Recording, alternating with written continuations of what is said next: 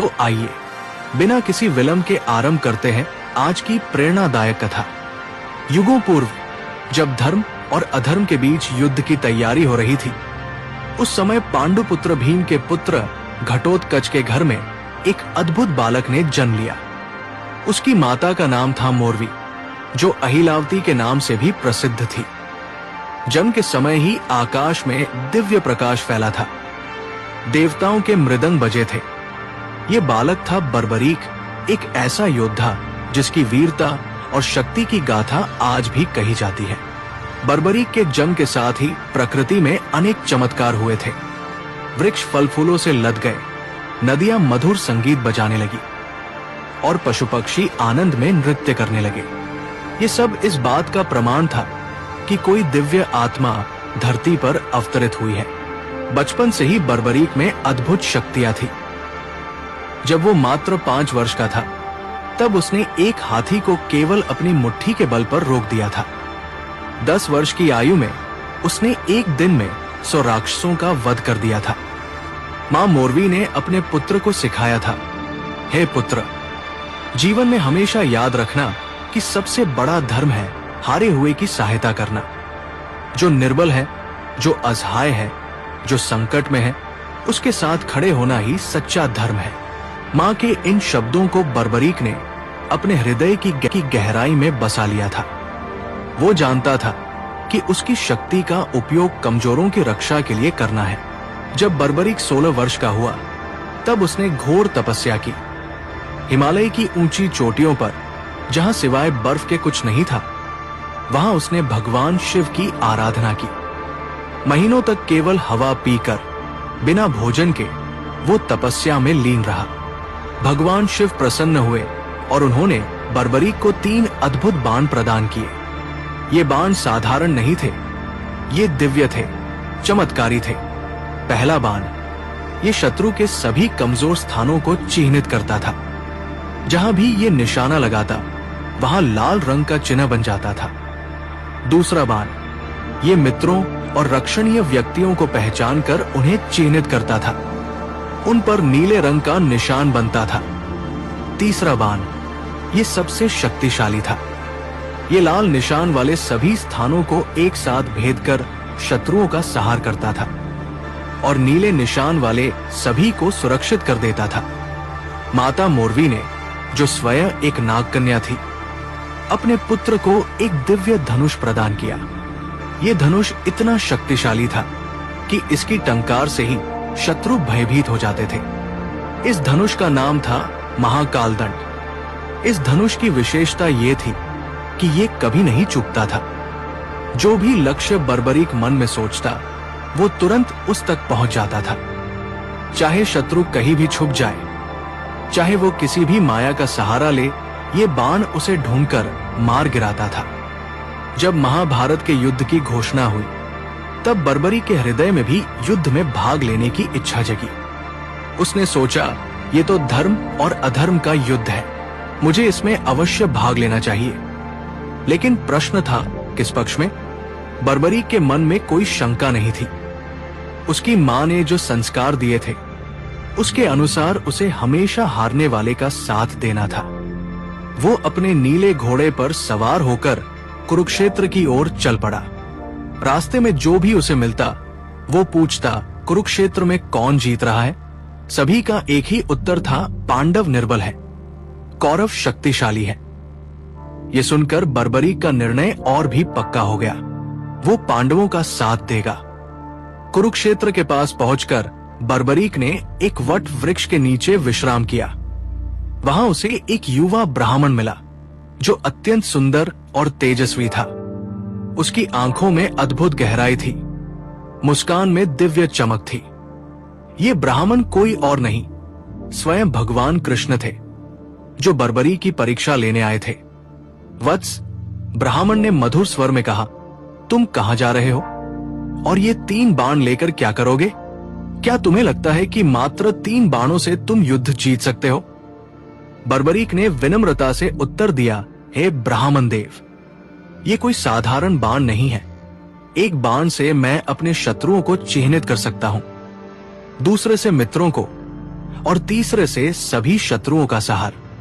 यदि आवश्यकता हो तो एक ही बाण से मैं सारी पृथ्वी को छलनी कर सकता हूं। ब्राह्मण ने मुस्कुराते हुए कहा, यह कैसे संभव है वत्स? दिखाओ तो मुझे अपनी शक्ति।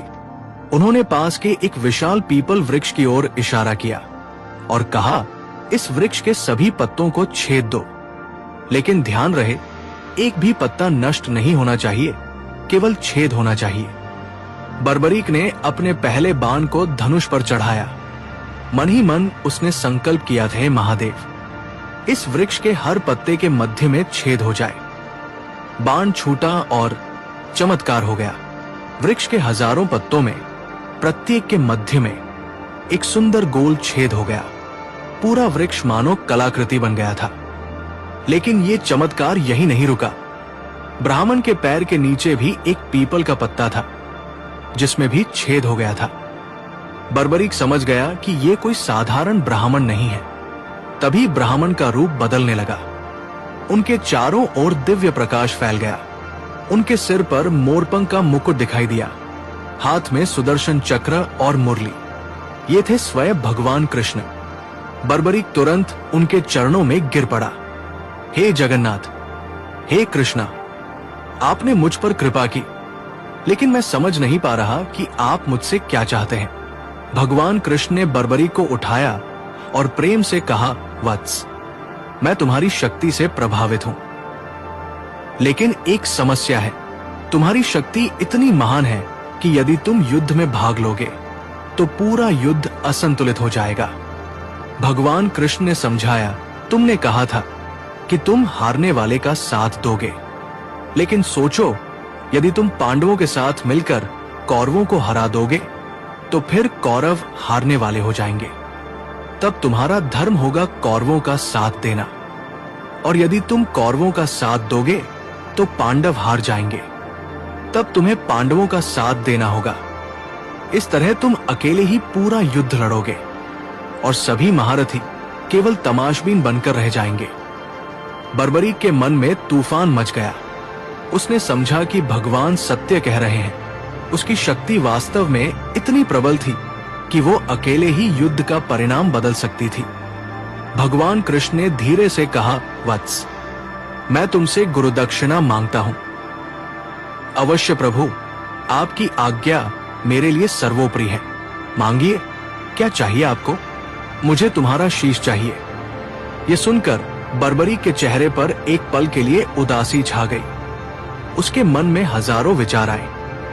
युद्ध देखने की इच्छा, वीरगति पाने की चाह, यश कमाने की लालसा, सब कुछ एक पल में बिखर गया।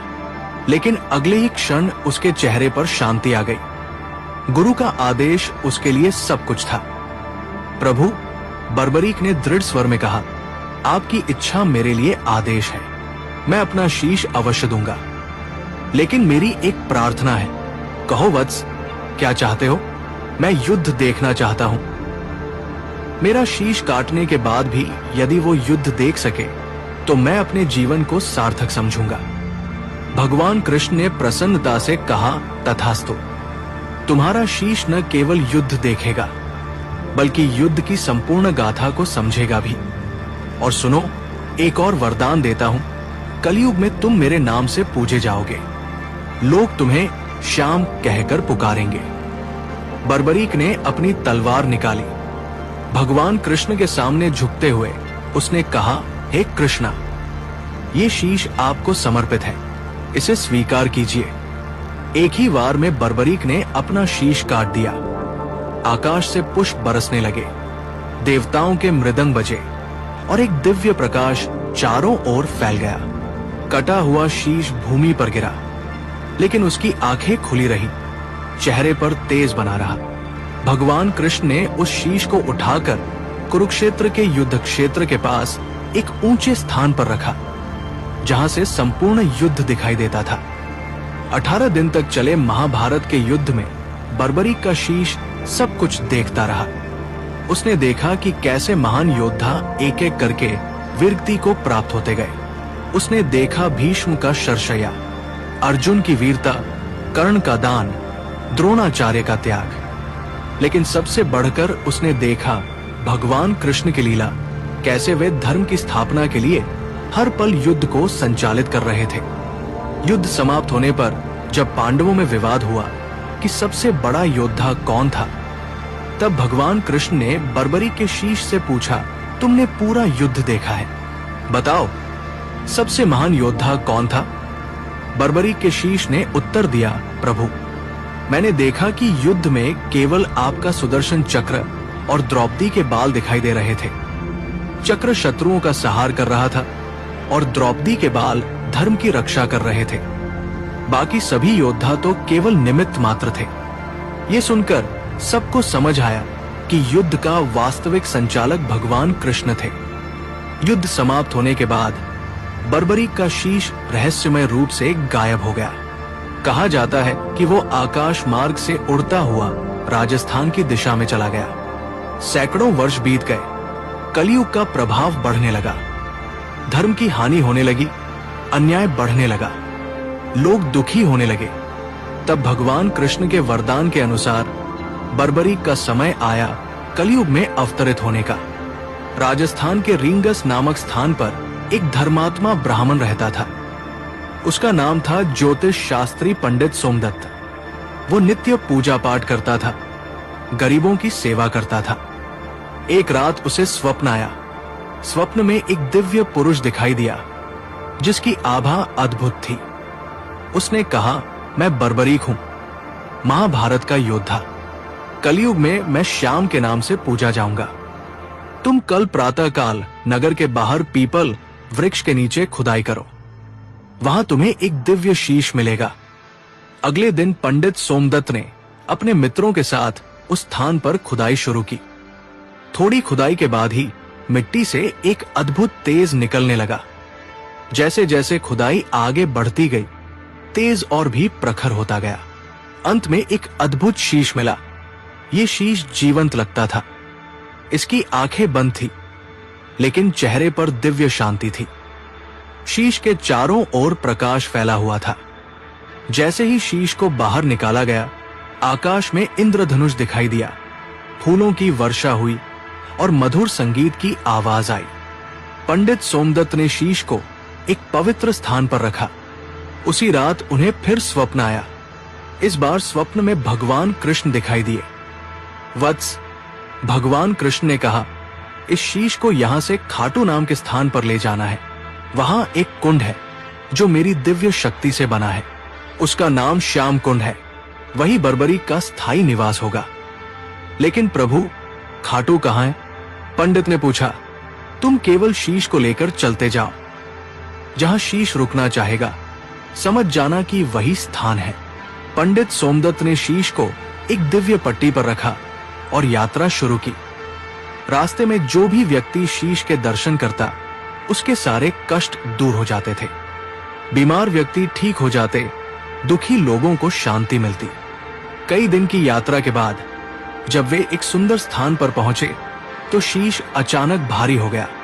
कितनी भी कोशिश करने पर वो आगे नहीं बढ़ सका। समझ में आ गया कि यही वो स्थान है।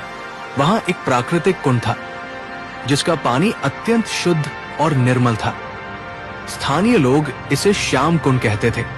उस समय खाटू गांव का राजा था राजा रूप सिंह चौहान। जब उन्हें इस चमत्कारी शीश के बारे में पता चला, तो वे तुरंत दर्शन के लिए आए। शीश के दर्शन करते ही राजा के मन में अपार श्रद्धा जग गई।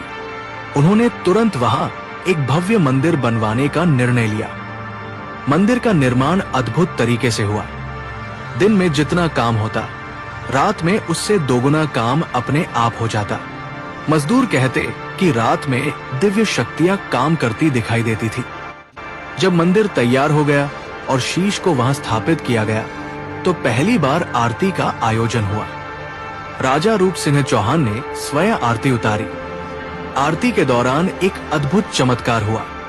शीश की आंखें खुल गई और उन आंखों में इतना तेज था कि सभी लोग चकित रह गए। ऐसा लगता था जैसे कोई जीवंत व्यक्ति सामने बैठा हो। उसी दिन से ये परंपरा शुरू हुई कि श्याम बाबा नित्य अपने भक्तों के दर्शन देते हैं। उनकी आंखों में वही दया भाव है जो महाभारत के समय था। वही करुणा है जो हारे हुओं के लिए थी। श्याम कुंड में एक विशेष रहस्य है। इसका पानी कभी कम नहीं होता, कभी ज्यादा नहीं होता। हजारों लोग रोज इसमें स्नान करते हैं, लेकिन पानी का स्तर वही रहता है। वैज्ञानिकों ने इसकी जांच की, लेकिन कोई भूमिगत जल स्रोत नहीं मिला। ये रहस्य आज भी बना हुआ है। कहा जाता है कि ये कुंड सीधे क्षीर सागर से जुड़ा है, जहां भगवान विष्णु विराजते हैं। इसीलिए इसका पानी कभी समाप्त नहीं होता। श्याम बाबा की मूर्ति के ठीक नीचे एक गुप्त कक्ष है। कहा जाता है कि वहां बर्बरीक के 3 दिव्य बाण रखे हुए हैं।